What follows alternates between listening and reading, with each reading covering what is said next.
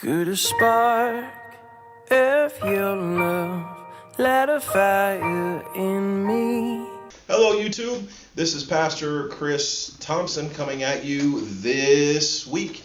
Each and every week we have a chance to spend some time in the Word of God here at Christ Central. And today I thought I'd give you a little primer about what's happening this coming Sunday, August the 13th, 2017. Now, this week, we are actually going to be talking about John the Baptist, and actually specifically his beheading. If that sounds dark, and if that sounds heavy, it is a little bit. But ultimately, today's lesson is actually going to be about Herod. Now, this is Herod the Tetrarch, and you'll be wondering, what kind of relationship does Herod and John the Baptist have? Everybody knows about the relationship that Christ and Herod had. But in Mark chapter 6, actually, we find out a little more.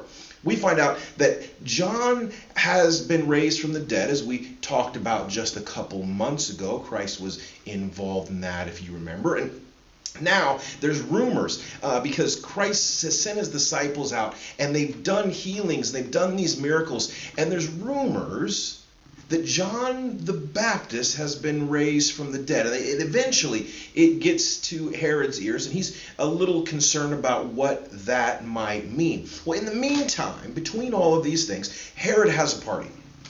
And at this party, this young woman comes and she dances and she pleases Herod. And being a man, he sees her, and that's very pleasing, this young woman dancing. And so he calls her aside and he says, "Ask anything you want of me and you'll have it. Up to half of my kingdom," which is grandiose.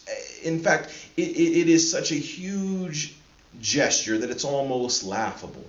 Well, this young lady, she's not sure what to do, so she runs home to her mom and says, "Mom, what should I ask for?"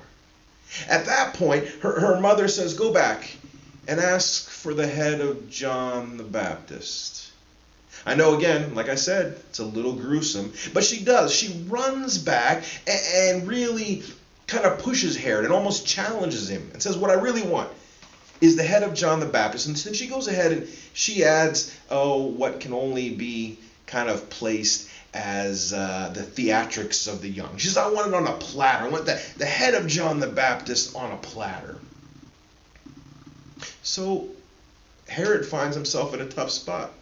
He's actually a man with this massive amount of power. And in front of all of his dinner guests, he's put himself out there and says, "I'll do whatever you want. Up to 50% of my kingdom." And now he can't back off of that promise. It's pretty heavy. He's not sure what to do. So instead of eating crow in front of all of these people, he agrees.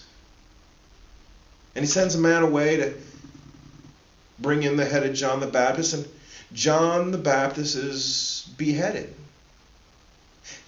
As I read that story, it all sounds dark, and it sounds very simple, and it's so far removed from us today. Yet I think when we're honest with ourselves, when we have power, sometimes we push that on other people.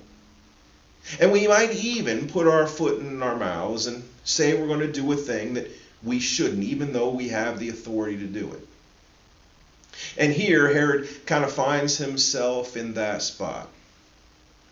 So my question for us this week is, when you're given authority over someone, in any way, whether it's as a parent or an employer, maybe something simple. Maybe you're the coach of a junior high basketball team, or maybe you have a certain amount of authority with your peer group. How do you handle that? Do you take it for granted? Is the authority you have given to you well placed? And on the other side, those who are in authority over you, how do they handle it? Have you ever pushed someone in authority into a corner to see if they would really wield that big axe, as this young woman has with Herod? It's just a little thought to get you primed for this coming Sunday. I'll see you at church 11:30 a.m. Christ Central. God bless.